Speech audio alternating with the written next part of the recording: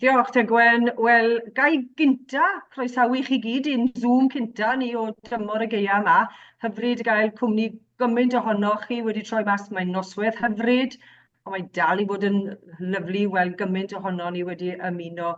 Croeso i chi gyd ac yn bennaf croeso i chi Cefin. Fi ddim yn gallu gweld chi, ond fi'n jyst yn dychmygu beth sydd tu ôl y camera yna. Nawr te, dwi wedi gwneud cwbl o nodiadau ymchwilio mewn tu ôl i'ch cefndir chi a'ch gwaith, a mae da fi cwbl o nodiadau ar y sgrin, so dwi'n mynd i ddarllen beth da fi, a wedyn gobeithio bydd gweddill y merched yn cael rhyw wybodaeth flaen llaw o beth sydd ddod. Nawr, te yn fyr, mae Cefin yn arbenigo mewn casgliadau o frythu'n gwlân, dodrefnu carthenni clustogau a gorchuddio. Dyluniau newydd i hen draddodiad. Cafodd Cefin ei fagu ym pentref chwarae lechi Bethesda Gogledd Cymru, graddio o Fanceinion gyda BA yn Rhydedd mewn tecstiliau gwehyddu, ac yna YMA mewn tecstiliau o'r Coleg Brenhinol Celf. Gan adael Llundain diwedd yr 80au, daeth yn weheidd preswyl cyntaf yn amgueddfa sidan Paradise Mill yn Macclesfield. Rhoddodd hyn y cyfle iddo ddatblygu ei ystod wreiddiol o ffabrigau sidan Cain wedi ei gwehyddu a llaw. Ers hynny mae wedi bod yn dylunio ffabrigau gwehyddu Jacquard a chynhyrchion mewnol o ansawdd gan gynnwys ei ystod o flancedi tapestri, quiltiau, tafluniau a chlistogau Cymraeg.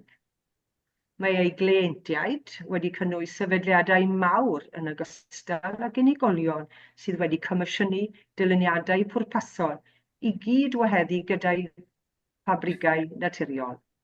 Mae ei luniadau a'i ddarluniau tecstiliau wedi ei arddangos mewn orialau ledled Cymru, y Deyrnas Unedig, yr Unol Daleithiau ac Ewrop. Mae ei ddyluniadau wedi creu i gyd fynd ac unrhyw leoliad o gastell i ystafell ac ymateb i frif cleientiaid, ond hefyd gan ystyried ei gefndir ddiwylliannol ei hun gan roi apêl Cymreig nodedig i'r dyluniadau, ond gyda ail ddehongliad cyfoes o'r traddodiadol.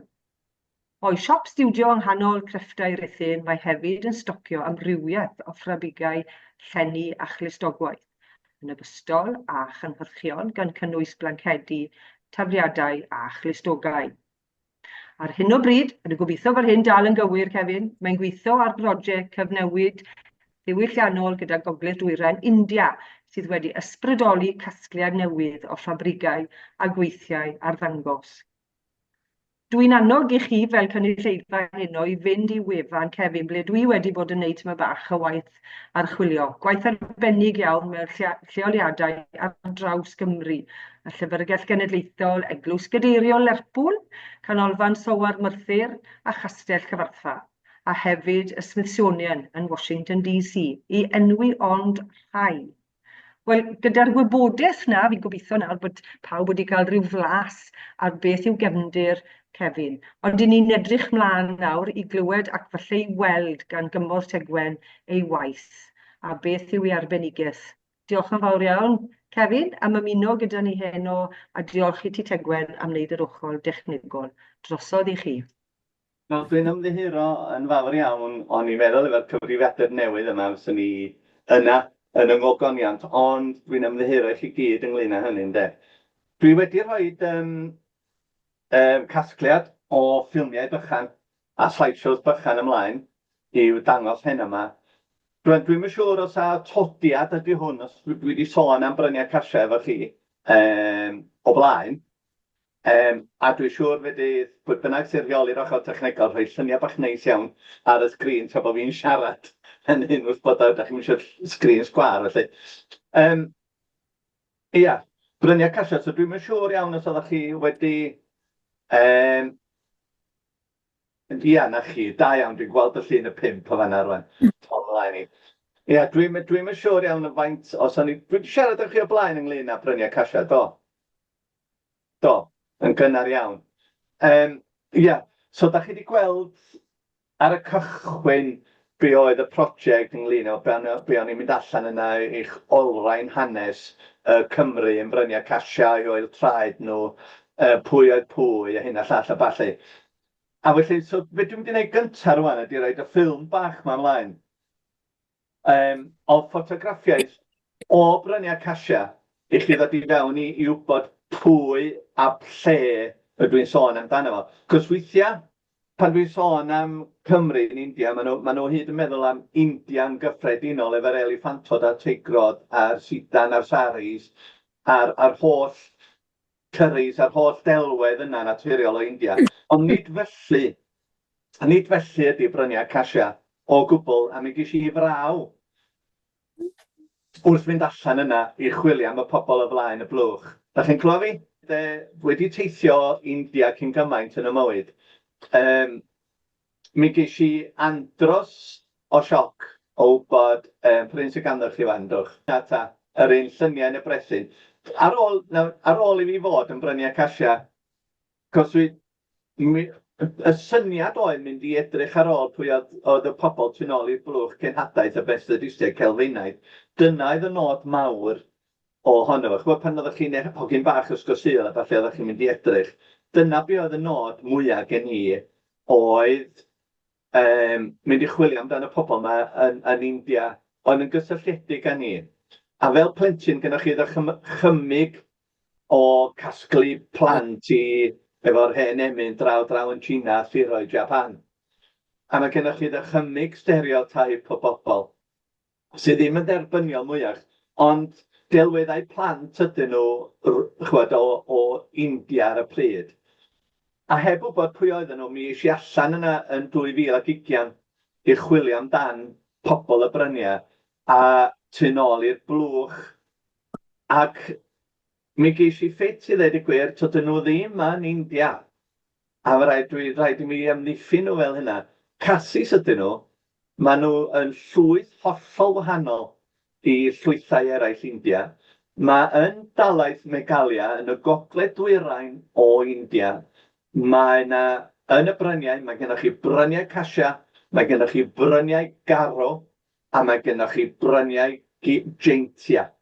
A mae'r tair Bryniau yna efo llwyth a pobl hollol wahanol i gilydd. Maen nhw'n edrych yn wahanol i gilydd. Mae gennym nhw diwylliant a ieithoedd gwahanol, cerddoriaeth a chwbl hollol wahanol. A'r un o'n nhw'n debyg i bobl India. Felly, Bryniau Casia ydy lle mae'r Cymru wedi bod yn gweithio ers 180 o flynyddoedd.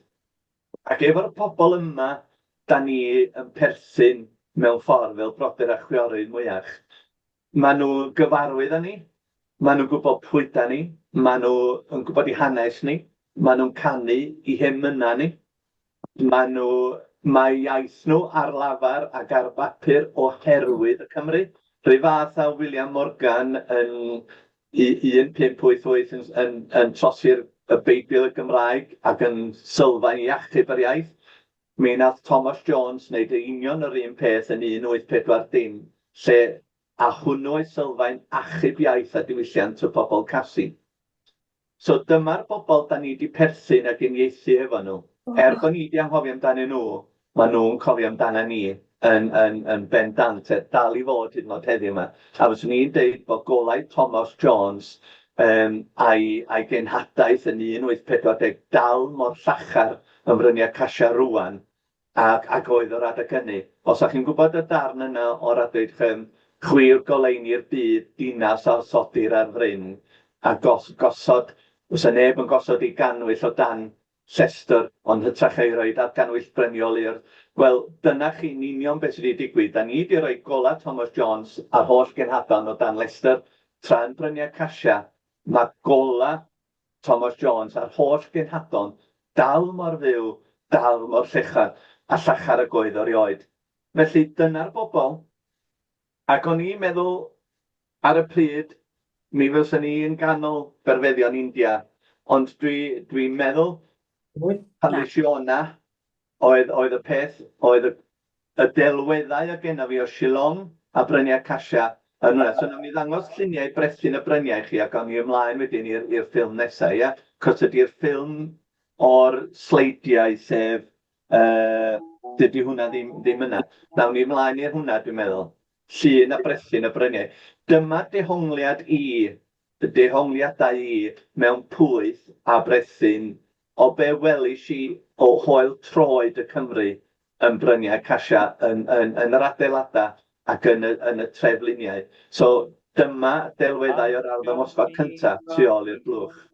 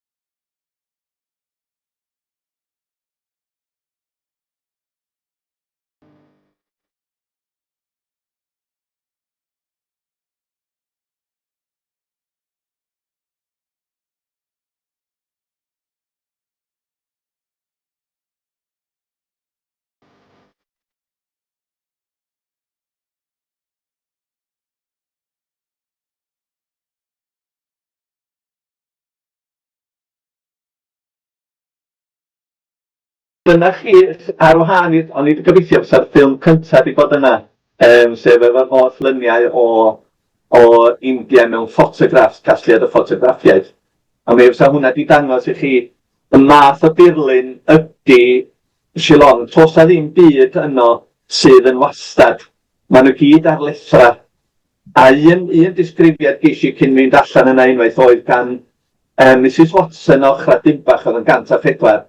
Ac oedd hi wedi deitha fi unwaith pan oedden ni'n cyfarfod, mae dweud, ti'n gwybod mae deitha fi, bod mam wedi deitha fi pan ni'n hogan bach, bod y mynyddoedd, mae'na dwll mawr di agor a di llyncu y cenhadon a'r capeli a'r cwbl I lawr. A dwi'n pan eisiau adra, eisiau edrych yn ei, oedd wir, mi oedd yna yn 1897, fe oedd yna deargryn mawr yn Bryniau Casia a fe lyncwyd.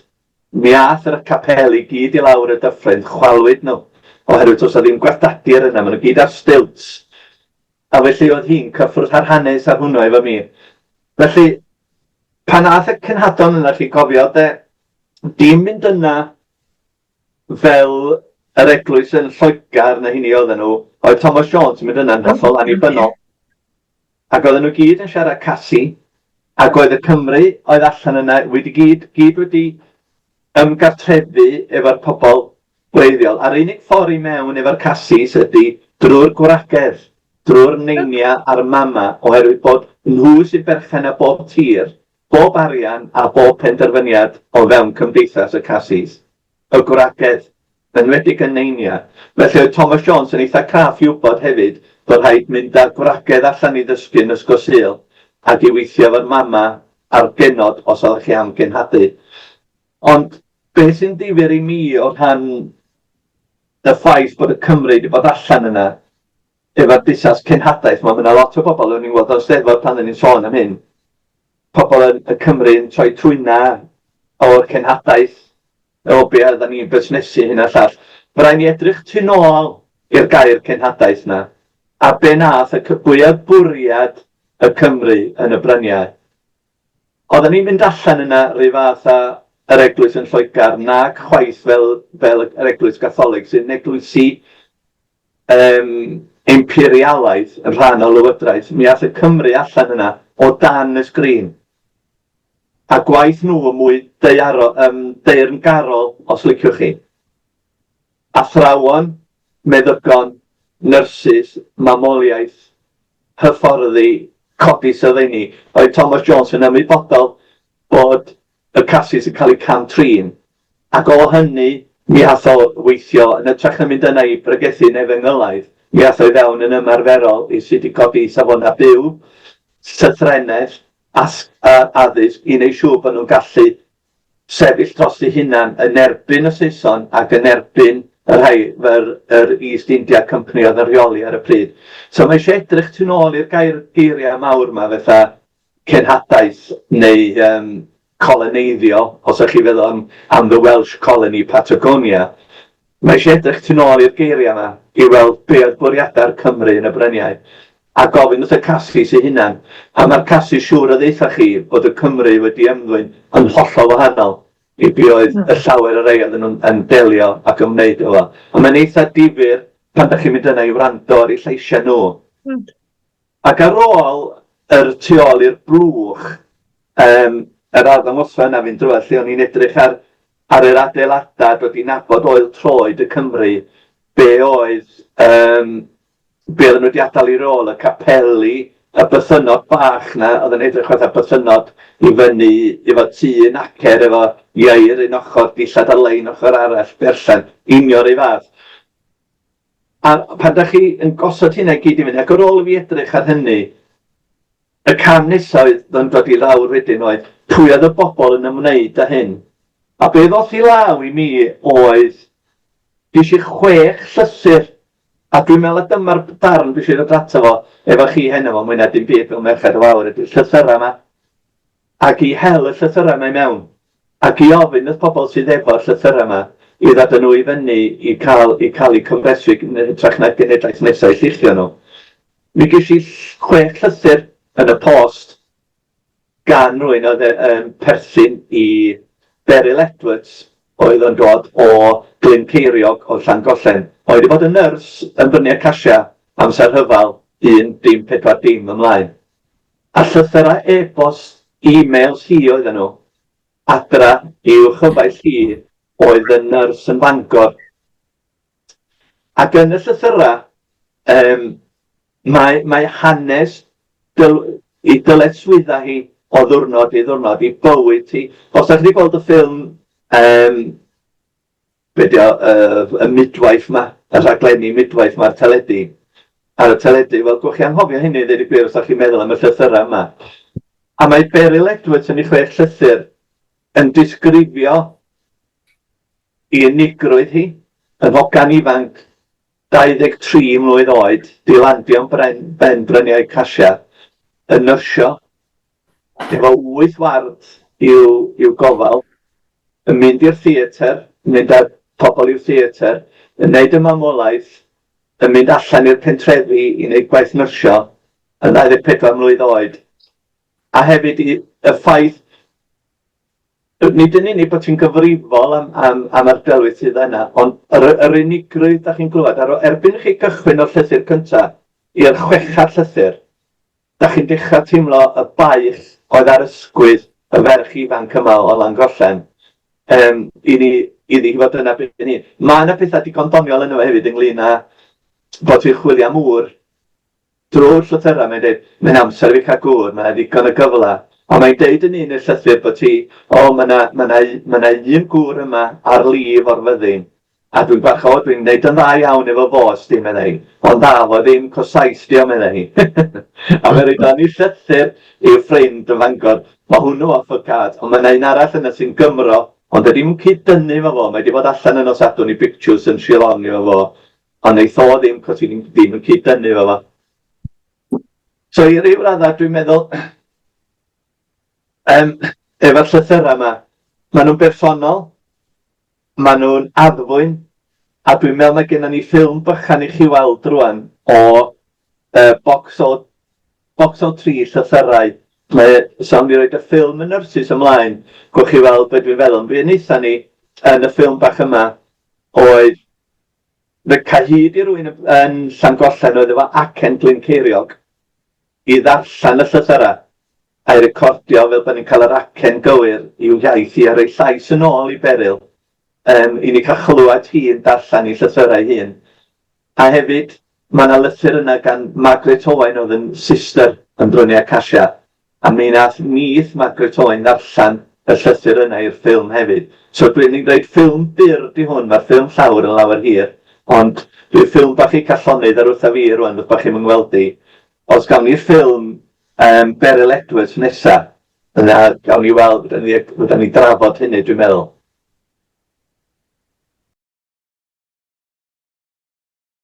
Y blwch cenhadol. Cofiwch y blwch, blwch y blychau, a'r hawch yn rhwydd o'ch calonnau. Ryw rodd hael i wir ryddhau dynion o'i tyn gadwynau. Y nod gyntaf i mi oedd i chwilio amdan y llefydd lle oedd y Cymru wedi bod, chwilio am i oel traed nhw yn y Bryniau, ond yn Shillong yn gyntaf. Mynd ar ôl y capeli, o'n i wedi gweld eu henwa nhw yn y Llyfrgell Genedlaethol yn y casgliad o Bresbyteriaidd yno, sef Capel Laban, Mawhar, Jaiaw a'r ysbyty, sef ysbyty Gordon Roberts. Ca hyd iddyn nhw gychwyn fel bod fi'n gwybod lle oedd y Cymru wedi bod. A mawr i parch sydd gan y casid tuag at ymdrechoedd a gwaith y nyrsys ifanc Cymraeg, y meddygon Cymraeg ath yna a rhoi lot o'i bywyd yn yr ardal.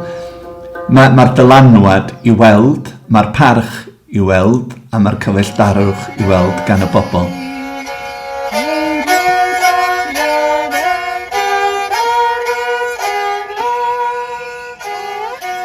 Ail ar 20 o Fai, 1945. Fan Wylaf hen ffrind. Derbyniais dylythyr dyddiad Mawrth y 7 ar 20. Rwyf yn setlo i lawr yn byr dda. Rwyf wrth fy modd yn yr ysbyty. Nid yw'r gwaith yn galed, ond bod rhaid superintendio gymaint. Gofalu bod pobl eraill yn gwneud ei gwaith. Mae Dr Hughes yn arferchog ac ymynedd di ben draw. Mae awyrgylch yr ysbyty yn ddymunol iawn.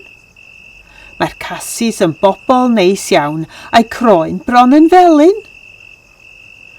Yr ydym yn operatio dydd Llun, Mercher, Gwener. Outpatients dydd Mawrth, Iau, Sadwrn.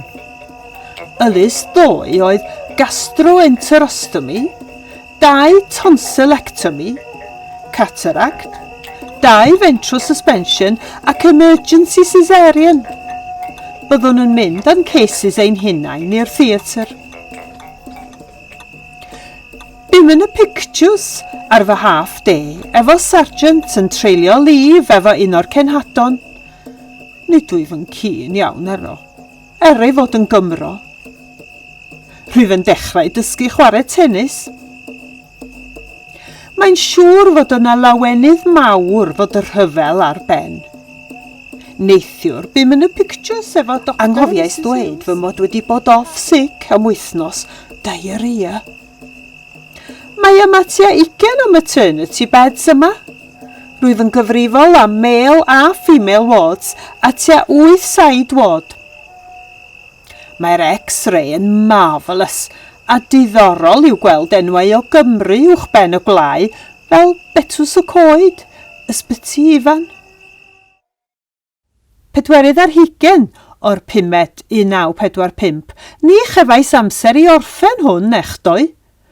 Rwyf yn mynd i'r dref y bore yma. Yr ydym yn mynd off yn y bore os oes modd.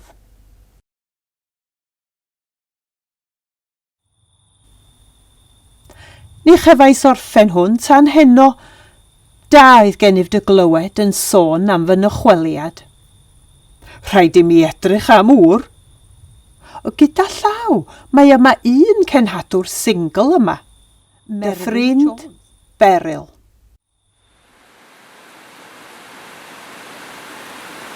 Welsh Mission Hospital, Shillong, Assam, India. Nos Sadwrn, Gorffennaf 23, 1961. Fanwyl Geraint. Dyna falch oeddwn i o dderbyn dy lythyr. Diolch yr engariad. Ia, dyma'r llythyr cyntaf un da hefyd. Gobeithio fy byddi yn sgwennu o hyn ymlaen i mi gael gwybod y hyn a helynt. Ac yna fe gafinau ei ateb a rhoi hanes yr India i ti a fy ngwaith yma. Cyfnod y monsŵn ydy hi, felly rydym yn cael glaw rhyw ben bob dydd. Ond o hyn i 2 wythnos, fe fydd y monsŵn drosodd a gallwn rhoi am barel Macintosh Wellingtons i ffwrdd yn y trunk. Fyddai ddim i heisio nhw eto am fisoedd lawer a chawn fwynhau tywydd hyfryd heb law o gwbl. Haul cynnes di gwmwl.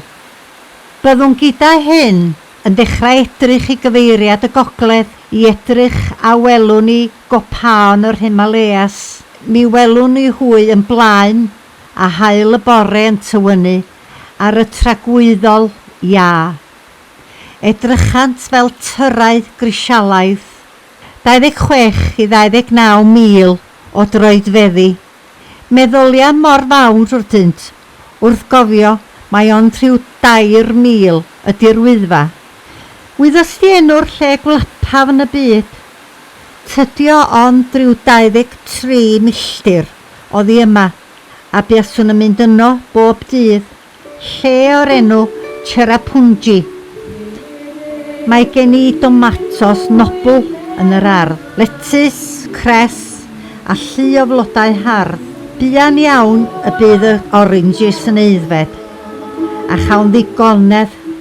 Hen dro na fai modd anfon llon trol i Bodafon i'w rhannu efo plant y pentra i ti. Pob hwyl ger. Dywed wrth dy dad i mi fwynhau ei ysgrif yn y goleuad arwein i docio yn y garreg ddu. Cymar ofal honot dy hun y tywydd oer ma. Paid gwlychu dy draed ac yn y blaen. Hwyl fawr i ti yn yr ysgol.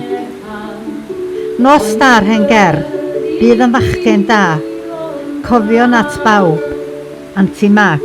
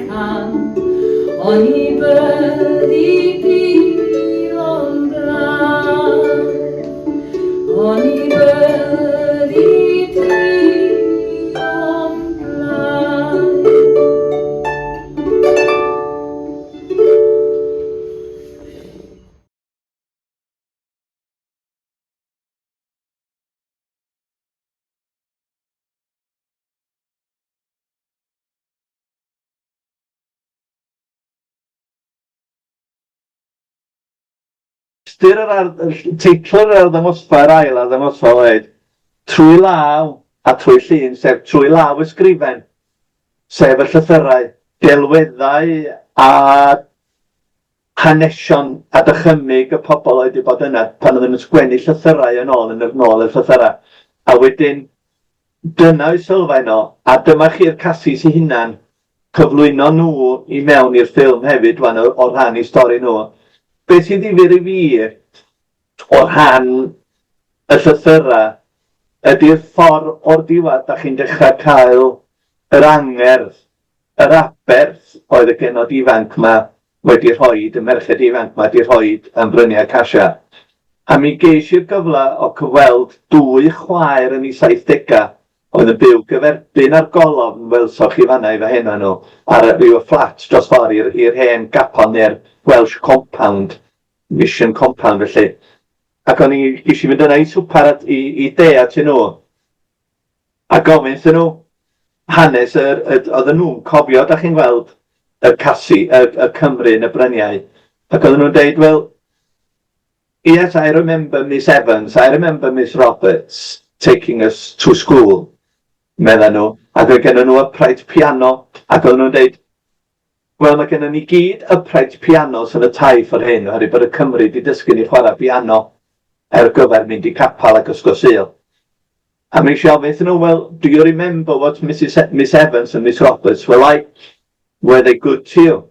Were they as missionaries? Dwi'n feddwl am yr holl straeon sydd yna am cenhadon, boed o'n cenhadon o'r Iwerddon neu Gatholig, a holl ochr dywydd sydd iddo fo. O rhaid gofyn yn syth, sut oedd Merched Cymru efo chi, fel genod ifanc Cassis. A mi ddidodd i'n bwynt ac y blaen wrtho fi, well, you've got to remember where would we be without Miss Evans and Miss Roberts? Because we were orphans. And Miss Evans and Miss Roberts looked after us. And that is where I am now with my education. And when he said, well, okay, but what were they like? And they said, well, you've got to also remember that they didn't marry and have children themselves because they were busy looking after us. So mae'n ochr arall weithiau i Merched Cymru sy'n eisiau mynd i ariolo i weld i hanes nhw. A tra bod i henwa nhw ar y golofn na y fanna yn ddistaw, mae yna bosibilrwydd drwy llythyrau fatha llythyrau Beryl neu llythyrau Margaret fan'na i ddoi llais yn ôl iddyn nhw fel gwragedd Cymru sydd wedi rhoi cyn gymaint yn ei hamser. A da chi gyd wedi clywed am Helen Rowlands, dwi'n siŵr o Sir Fôn hefyd. Helen o Fôn, hi di'r fam Teresa Gymraeg ochra Silet fforna. Ac eto da ni gyd yn ddistaw a cwilydd falla cadw'r peth yn ddistaw am hanes y gwragedd ifanc yma oedd bron 20 oed i 25 oedden nhw. Oedd i hwylio o Lerpwl mewn llong i Calcutta, bydd croesi'r tir a di mynd i fyny i Ben Ucha bryniau Casio. Mae'n cymryd mwy na diwrnod a hanner i fi gael yna fa awyren ef sôn a be oedden nhw wedi wneud a ben i hunan yn y cyfnod yna.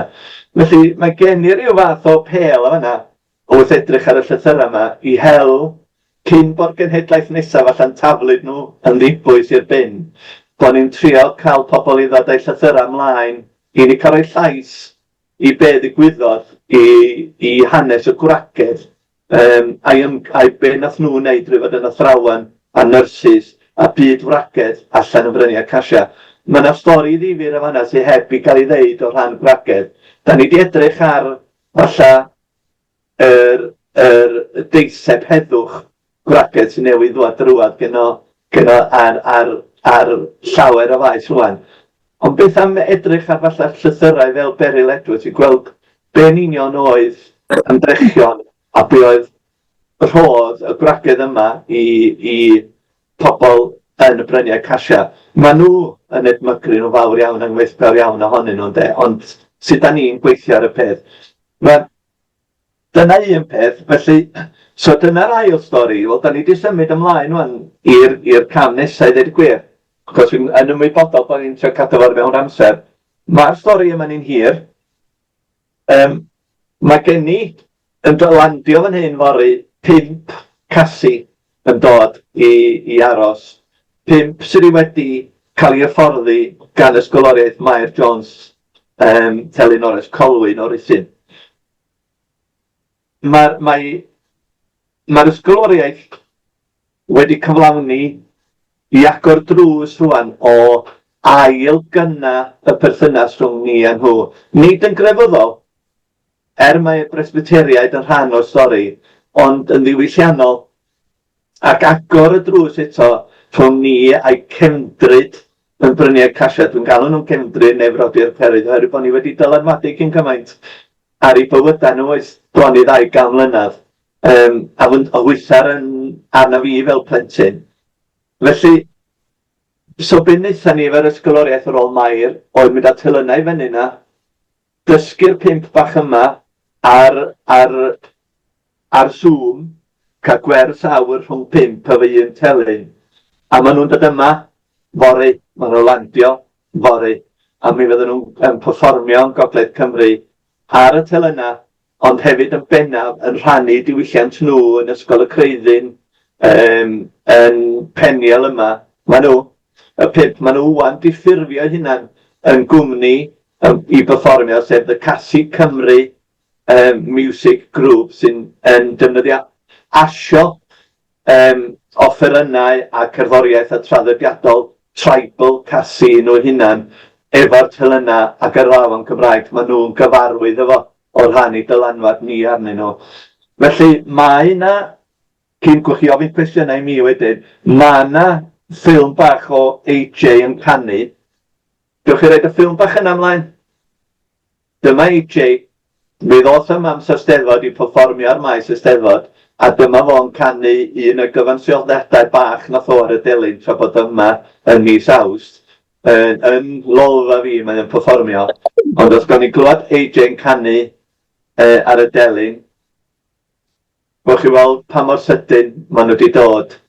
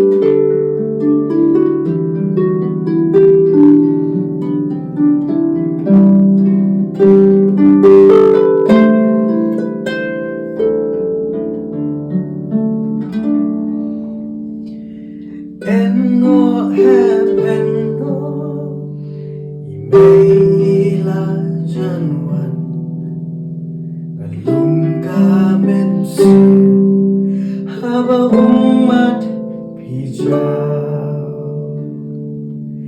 eno hebeno imeila janwan ngalungga musim haba umat hijau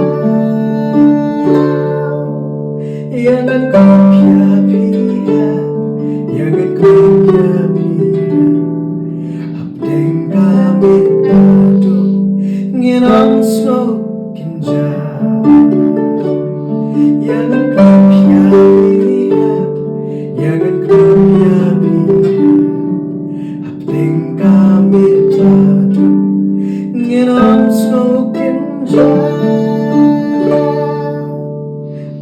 Panik away in Carmen, we can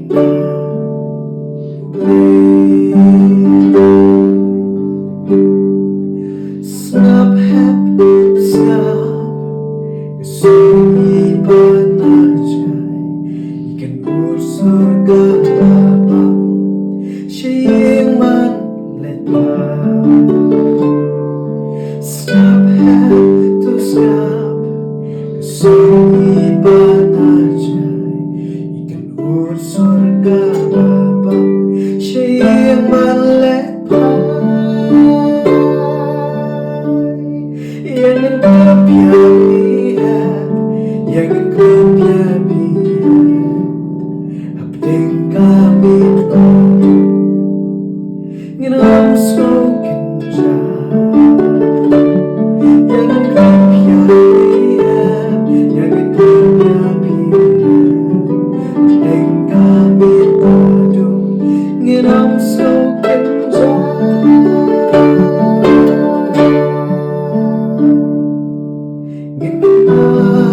Tangani gawe bagian poisok hajing da ulay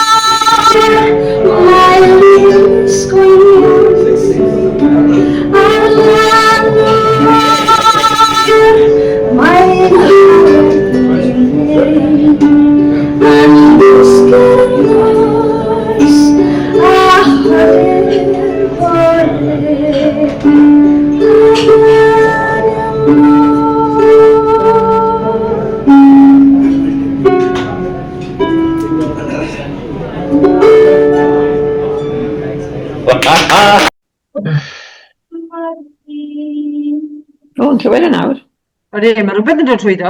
Dwi'n troi'r sŵn lawr. Beth yn ni, so bych chi'n trio sortio hwnna, beth yn ni'n mynd i'r un ola un ta? A wedyn fydda ni gallu, os fydda ni gael yr ola un, fydda ni siarad am rhywbeth eitha difyr arall. A ddawn ni nôl at nhw wedyn, ia?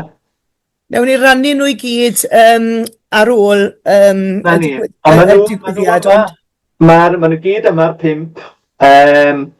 Maen nhw yn Llanrhead yr bore dydd Mawrth. Mae gen nhw gyngerdd yn Ysbyty Ifan gyda'r rhi o dyna ni. Dyn ni cael gweld rhain a nawn ni gliro chi hanes y gwragedd.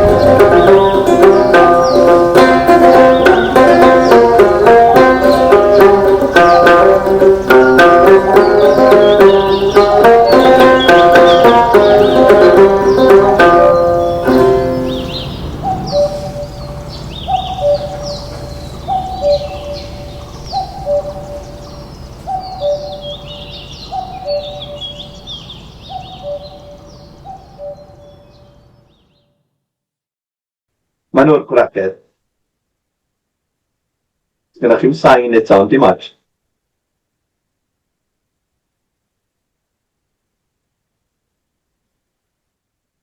Dyma pentra gwehyddu sidan. Maen nhw'n gwneud sgarf sidan. Maen nhw'n magu'r cnonod. Maen nhw'n tyfu'r coed i fwydo'r cnonod. Maen nhw'n hel y cnonod, maen nhw, i gael y sidan. Maen nhw wedyn yn hel y sidan a'i droellio ar y jennies, a wedyn maen nhw'n ei llifo fo o'r planhigion maen nhw'n dyfu yn y gerddi yn y pentra. A welswch chi fanna turmeric, melyn, glas a coch ganddyn nhw i lifo. A maen nhw'n tyfu'r berries bach yma yn y coed hefyd. Wch chi'n gweld nhw'n gwneud y coch yma hi rwan ar gyfer y sgarffia sidan. So mae nain, y modrybedd, y mama, y genod bach o wiresau, a'r nithoedd, maen nhw gyd yn gweithio mewn un teulu yn creu, maen nhw'n troi y sidan wan i paratoi'r ystod maen nhw fan hyn. Maen nhw wedi llifo fo yn lliwiau naturiol yr turmerics a'r planhigion yn yr ar, y dail y falle. Maen nhw'n ystofi fan hyn rwan ar lawr yn o'r bychans. Maen nhw'n dechrau paratoi'r ystod i greu, ac yn onffodus, wrth bod chi'n gweld fi, fedrwch chi'n gweld y holl sgarfs hyfryd mae sy'n gen i ti cawn i fi ddangos i chi.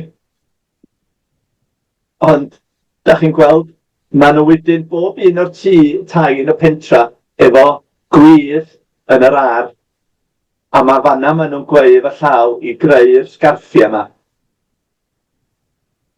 Maen nhw, wrth i wneud nhw fan hyn. A mae pan da chi yna, mae'n andros o ddim manwlwch y sgarffiau sidan. Di gwneud efo llaw, wedi tyfu a di magu o'r cnonyn sydd drwad i'r eitem hyfryd yna sy'n gennym ni fan hyn. Maen nhw. Ac os ydych chi eisiau siopa rioed, dyma le mynd i siopa yn sgarffiau. Maen nhw. Be sy'n gen i rwan yn tu cefn i fi fan hyn, adra i ddangos i chi, oedd sgarffiau. Mae gen i fi 10 ohonyn nhw fan hyn wedi dod i law amser Steddfod gan y pentra. Mae'r merched wedi gyrru nhw i mi drwad. Mi ges i e-bost gennym o'r pentra dweud, "So Kevin, you came, remember us, you came and visit our village."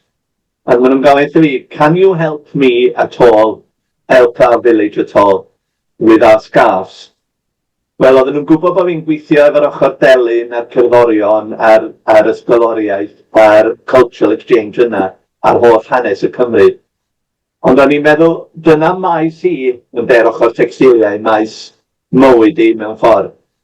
So dwi di, nes i ar un nodyn yn ôl, dweud nhw, reit, oce, mi nawn ni rhywbeth efo nhw. So dwi di cael 10 o'n nhw i law i'r gwerthu ar ei rhan. Maen nhw'n hynod, maen nhw'n arbennig, maen nhw'n unigryw, a felly dwi am drio pwysio ymlaen efo hynny wan i gael cysylltiad efo nhw, not for profit. Dwi'n cael dweud, nid po fi'n llenwi'n hocad i, not for profit ydi o.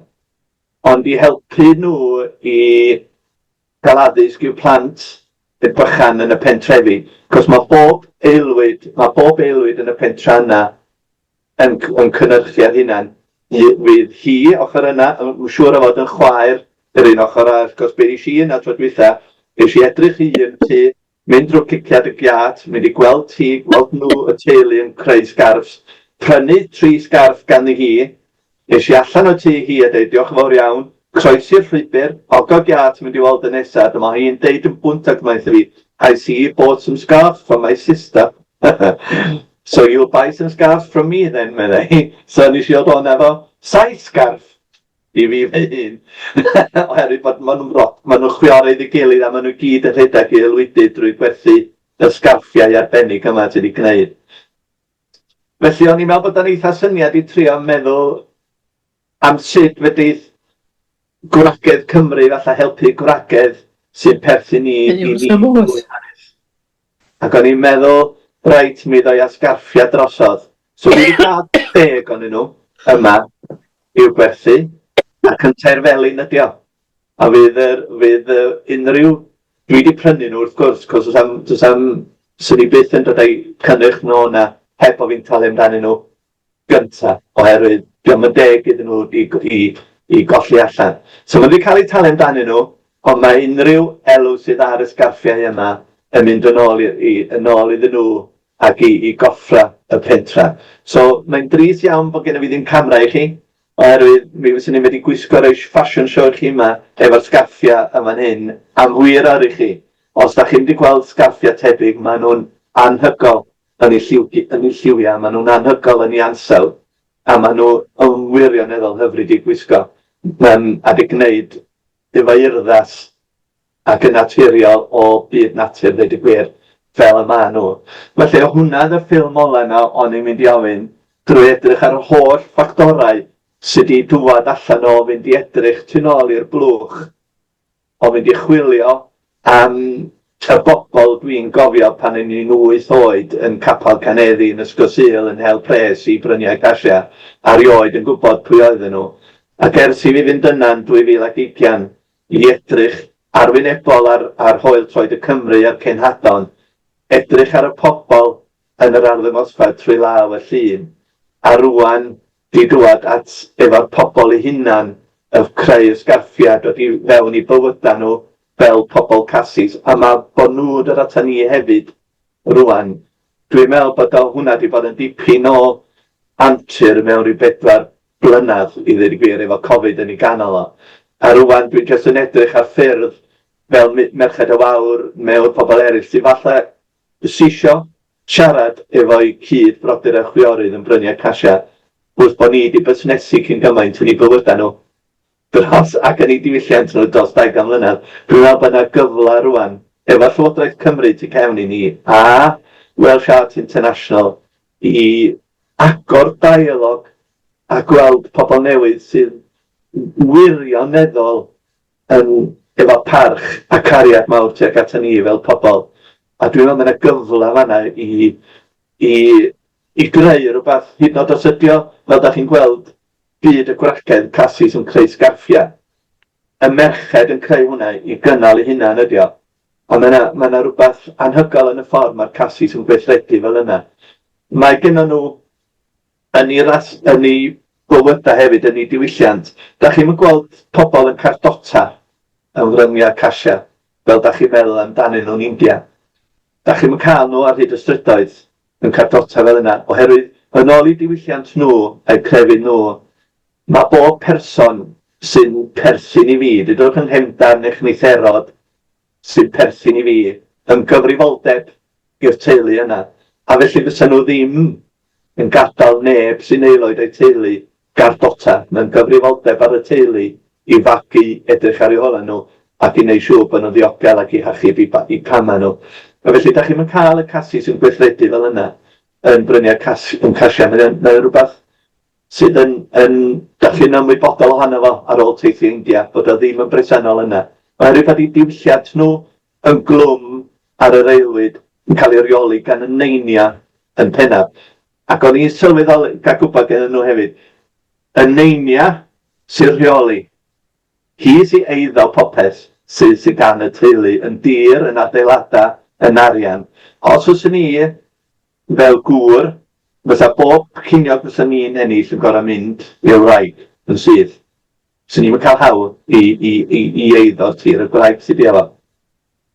Ac yn sgil hynny hefyd, os fysa ni'n prodi merch o Bryniau Casia, yna fysa ni'n gorau mynd i fyw at y ferch a cymryd i henw hi, sa'n byth yn cymeryd enw'r gŵr. I colli sgwet ddiddorol.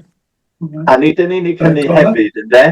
I glinci. Os ar ôl i'r nain farw, yna y ferch ienga yn y teulu, fysa'n etifeddu bob dim. Dyna sut maen nhw'n rhedeg y gwragedd sy'n rhedeg y sioe o'n Bryniau Casia. Da chi'n clywed fi? Ydyn. Na fo. So mae'n gymdeithas sy'n difyr iawn i edrych i mewn iddo fo. A nid yn unig o'r rhan, cos pan ni'n meddwl bod o'n destun difyr i Merched y Fawr, nid yn unig y llythyrau yma gan gwragedd Cymru nôl ac ymlaen, y dialog yma o be oedden nhw yn neud i bywydau nhw a neud siŵr bod hynny ddim yn mynd ar goll. Bod ni ddim yn anghofio Beryl Edwards, Margaret Owen, Helen Rowlands, bod ni ddim yn anghofio eu hanes nhw wedi mentro yn mor ddewr yn ifanc iawn a di haberthu bywydau priodasol a dim plant na dim byd i wneud i gyrfa mwyn lles gwragedd eraill yn y byd. Bod ni ddim yn anghofio nhw neu gadael nhw lithro i angof o'r llythyrau yma cael ei lechio i'r bin ac os gari. Bod ni'n trio cael nhw i mewn. Bod ni'n trio cael hefyd, not just bod ni'n cael eu cyfnodi nhw. Sy'n rhaid nhw gael nhw gan y teuluoedd, ond jyst i cyfnodi'r lleisiau ar eu lleisiau nhw. Dyna un stori di hwnna drwy law, sef peidio gadael i hanes y gwragedd Cymru yma fynd ar goll. Dwi wedi clywed digon am Mother Teresa. Wel, diawch dylia ni feddwl am Helen Rowlands a chodi hi i'r lefel dylia hi fod. Mae'n wir werth edrych ar hanes Helen Rowlands os ywch chi edrych hi fyny ar y we. A wedyn mae gennych chi'r cysylltiadau efo'r merched ar y tir sy'n yn gwehyddu. So mae yna dipyn o bethau o fanna i edrych yno. A da chi os ywch chi gyfedd wedi gwrando ar y criw yma gen i, maen nhw'n mam 2 wythnos, dowch chi gweld nhw Gwch chi weld diaddwynder nhw, i ffordd nhw yn naturiol yn ei diwylliant. Maen nhw tu hwnt o hynod i'w gyfarfod o'r hynny. Rwan, gosod i chi efo cwestiynau rwan, cos dwi'n ddim yn gwybod be arall heb o gyfau. Wedi colli ambell i beth yn hwnna efo'r ffilmiau, ond ta waith. Swn i'n licio chi ogor ei rhywfaint o dialog am ryw chydig os fedrwch chi. Cefin, mae croeso cynnes i chi ddanfon lluniau'r sgarffi ymlaen atai a gallai rhannu rheini hefyd ar y cyfryngau cymdeithasol ac o bosib pris y sgarffiau bod ni'n medru rhoi hyrwyddo rheini ar y cyfryngau hefyd i chi. Na, croeso, maen nhw'n hynod hardd. Maen nhw gyd i gosod allan o'n hyn, o'n i'n mynd i wisgo nhw chi cael gweld. Dwi'n hyd i roi Cris Melyn ymlaen i chi. Cris Melyn, sy'n un lliw a turmeric melyn, fel bod y sgarffiau'n tanio yn erbyn y Cris. Dwi wedi dod meddwl mor bell a hynny.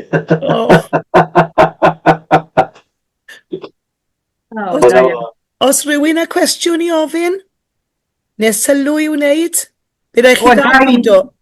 Allai jyst gweud yn gynta de, Cefin, fel llywydd Merched y Wawr, gai ddiolch o galon i chi am ddod heno ac olroi'n Troed y Cymru yn ni mor ddiddorol am y Casia yn India. Fe wnes i fwynhau gwrando a clywed am hanes y llythyron, mae Beryl a Margaret a Helen wir yn, chymod, maen nhw'n o'i flaen y gad yn dyn nhw a wedi gadael eu hôl yn yr India. A'r gwaith pwytho cywrain gyda chi yn dangos yr adeiladau yn y pentre, yn adlewyrchu y lluniau mor dda. Chymod, oedd y Casia o'n i'n gweld yn wedig clywed bod y merched mor gryf a bod i gwragau yn cael ei gweld fel penithiaid mewn ffordd. O'r sgarffiau, mae sgarffiau yn testyn eitha llos gyda ni, cofiwch. Wel, i chi steddfod. I ni'n arbenigo mewn sgarffiau, gwerthu. Ond fel wedi Tegwen, mae croeso mawr i chi ddanfon lluniau byddwn ni'n dwlu gael gweld a cefnogi mewn unrhyw ffordd y gallwn ni. Dwi'n dymuno ar ran y mudiad pwy chi gyda'r 5 ymwelydd o Casia sy'n dod ato chi a ni'n edmygu'n fawr ar hyn i chi'n gwneud iddo nhw a drosto nhw a'r hyn maen nhw i chi wedi dysgu iddo nhw.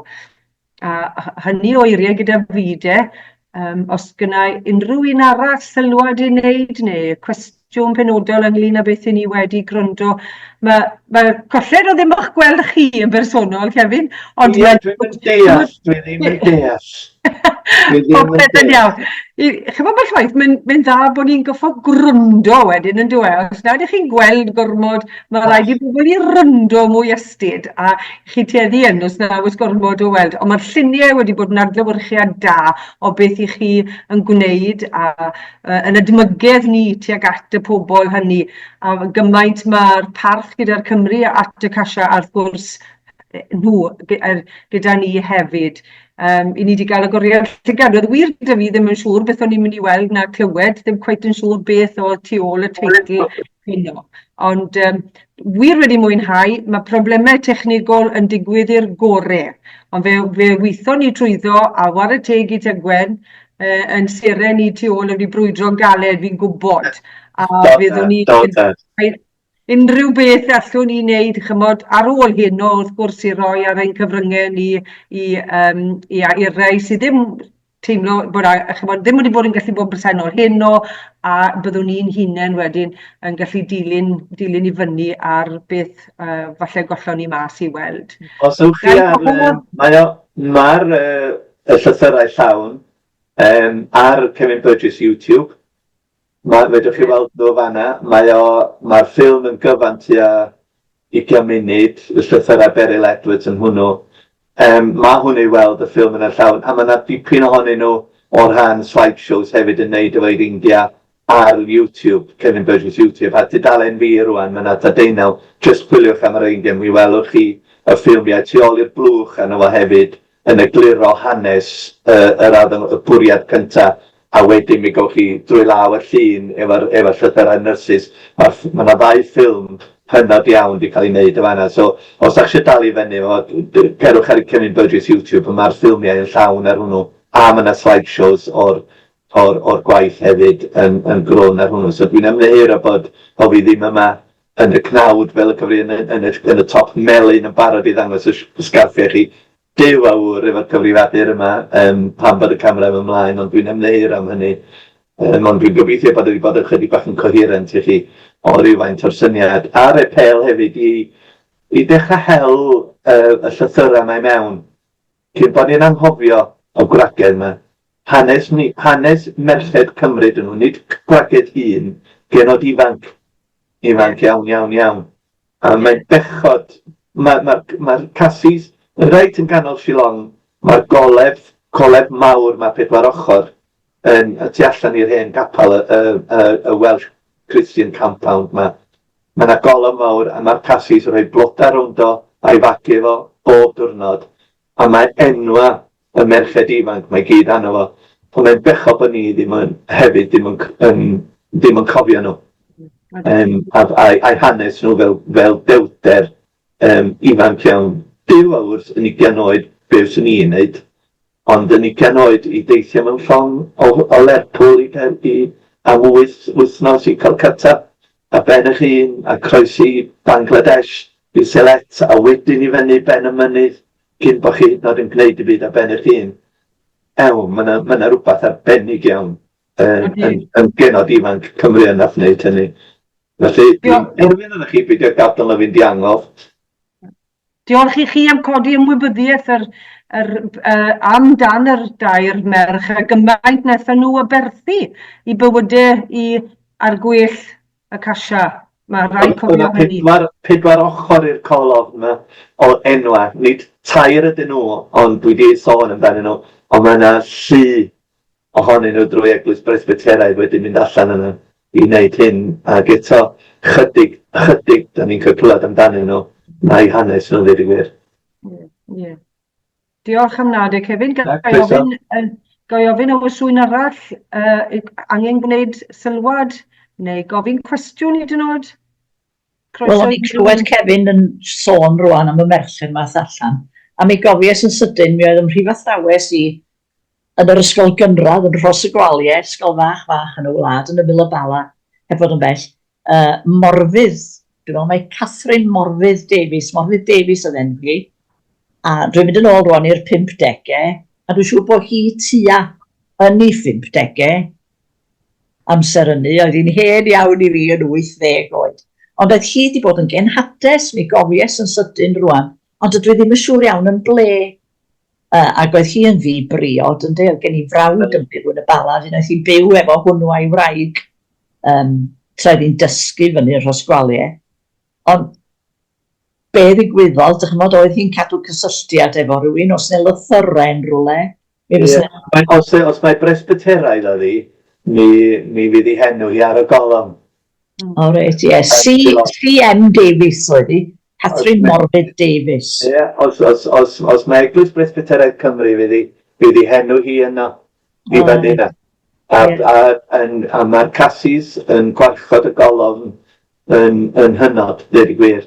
Dwi ddim yn siŵr iawn os mae yno fiodd hi, dach chi'n bod? Ie, mae Llamsau di mynd i Miseram, fatha.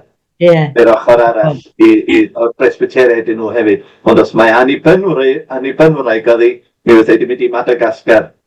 O, reit. A wedyn os hi'n fydydd o wraig, maen nhw'n llefydd arall eto. Ond cenhadaeth, maes cenhadol y Presbyteriaid Methodistau Celfeinaidd ydy hein. Ond os oedd hi'n dod o'r Bala, swn i'n meddwl bod coleg y Bala i'ch bennu fyna a Eglwys y Bala fyna, Capel y Bala fyna, Presbyteriaid yn dew o fyna, dwi. Ne, what you dweud wan. Efo Thomas Charles, efo dim.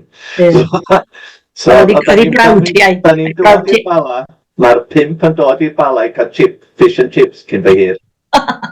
I'r Bala. Da iawn nhw. So mi fydden ni'n mynd i weld y capel Tegid ac i weld Thomas Charles. Cos maen nhw'n Presbyteraidd Ronc yn 5 o'n nhw. Ie, wel mi oedd brawd Morfydd Davies a'i wraig yn byw yn y tŷ reit o flaen y capel Tegid. Cornel y fan o. Yr hen genhadaeth fysa nhw felly, fyny Bryniau Casia fysa nhw felly. Ie, yr hen genhadaeth, ie. Mae'n anghofio nhw. Mae pobl ma'n mynd i atgof. A mae'n drist, da ni eisiau clywed o'i lleisiau yn ôl yn nhw. cael eu llythyrau nhw, cael rhywun i ddarllen eu llythyrau nhw, rhoi llais yn ôl iddyn nhw, a ni cael clywed eu angerdd nhw eu haberth nhw fel brydydd ifanc Cymru. Maen nhw'n bwysig beth maen nhw wedi gyflawni, i ddweud y gwir, yn Bryniau Casia. Mae'n andros o dda ffordd oedden nhw'n hyfforddi nyrsys, ffordd oedden nhw'n hyfforddi bydwragedd. Oedd y Cymru rioed yn teyrnasu dros nhw. Oedden nhw'n addysgu nhw fod yn nyrsys eu hunan, i fod yn sisters eu hunan, i fod yn ymeddygon eu hunan, i fod yn i arwain yr ysbytau eu hunan. Mae'r Cymru jyst yn dysgu rhan fwyaf amser. A mae'n andros o dasg oedd y gwragedd ifanc mae wedi gwneud, ynddo? Andros o dasg. Chi'n clywed yr angerdd yn y llais chi, Kevin. Mae'n wir, chi'n angerddol iawn dros hwnna. Chi'n signo ni mewn gyda chi, fi'n siŵr. Fi'n yn cytuno. Wel, mae wedi bod yn mywyd ys beth am flynedd newydd rwan. So mae nhw wedi cael y dan yn rhoi ni braidd fan yn dweud. Da chi. Diolch Ginor. Os rwy'n arall angen gofyn cwestiwn, Cloi? Na. Cyfle ola? Na? Na ni de. Tegwen, os angen, os wyt ti am gweud rhywbeth cyn diwedd, cyn... Diolch o galon i chi Kevin, os danfonwch chi beth ymlaen eto, na'n siŵr bod nhw'n cael eu rhannu ar y cyfryngau cymdeithasol fori. A hyfryd, neges hyfryd wedi dod Llanellis. Diolch yn fawr iawn am sgwrs hynod o ddiddorol a goriad llygad i ni, a fi'n cytuno 100%. Yn y pentre o ges i magu'n Falderbrenin, o Timothy Richards yn byw, a nath e'n Lys Gaenad i China, a dwi'n gwybod bod lot o barch iddo fe allan fyna le Tim o Tai, ond nhw'n i alw fe, a mae hyd yn oed adeiladau wedi cael ei enwi ar ei ole. Ond yn sicr, o'n i'n mynd clywed fawr ddim o hanes y merched ath allan i'r rhannol wledydd, felly diddorol iawn iawn agoriad llygad i ni gyd war y teg. Ond Kevin, danfonwch chi beth ymlaen ata i, a na'n sicr bod fi'n rhannu nhw, a tynnwch llun ohonoch chi'ch hunan yn y Crys Melin efo'r sgarffiau hyfryd o'ch amgylch chi. Unlyn hyn o nawr cyn gwely. Syniad da, ni gyd yn ategu na, Mae'n chi gyd yn dychmygu hyn nawr, cofiwch. Mae'r un i angen gweld y wir lun. Gola'r dydd a hynny, dwi'n meddwl, ia. A gobeithio wneud sawl un o aelodau glywed y criw ifanc talentog yma ar draws y gogledd dros y 2 wythnos nesaf. Ac eto, i bawb sy'n medru mynd i Betws y Coed i Sadwrn yma, plis newch chi fwynhau'r arddangosfa yn neuadd Betws y Coed. Nid y neuadd yn ganol y pentre, neuadd ar y cyrion, ond mae'r cod post wedi cael ei rannu, ond gobeithio gewch chi ddiwrnod hyfryd yn edrych ar gelf arbennig Merched Gogledd Cymru. Dim i gael eitha chi, nos Wener, y trydydd, mae'r criw mewn cyngerdd efo Rhian George o Bala yn Ysbyty Ifan, yn yr hen eglwys Ysbyty Ifan, am 7. Yna gyngerdd o fanna, gyngerdd gwerin efo nhw fanna, os dy rwy'n yn y cyffiniau yna. Mae'n andros fydd yn gyngerdd difyr iawn rhwng Rhi George a'r criw ar nos Wener y trydydd yn Ysbyty Ifan. Hyfryd. Diolch o galon i chi gyd. Diolch bawb. Diolch Tegwen. Diolch o fawr. A cofiwch, mae Zoom nawr bob mis ife, dwi'n cofio beth sy'n mis nesaf, dwi'n mynd i cael y poster ymlaen i fan hyn. Dwi'n gwybod bod Hathrem Brownies yn dod i roi danteithion i ni. Ife mis nesaf mae Meinir gyda ni? Dwi'n meddwl ni Tegwen, llai mis nesaf neu mis ar ôl ni bendant. Na dde, nawn ni rannu'r manylion i chi beth bynnag, ond mi fydd na Zoom bob mis nawr tan o leia mis Mawrth flwyddyn nesaf, felly edrych mlaen i gael eich cwmni chi eto. A dwi'n gobeithio bydd y technoleg yn garedig i ni tro nesaf. Diolch yn fawr. Diolch. Hwyl. Hwyl bawb. Hwyl fawr. Hwyl.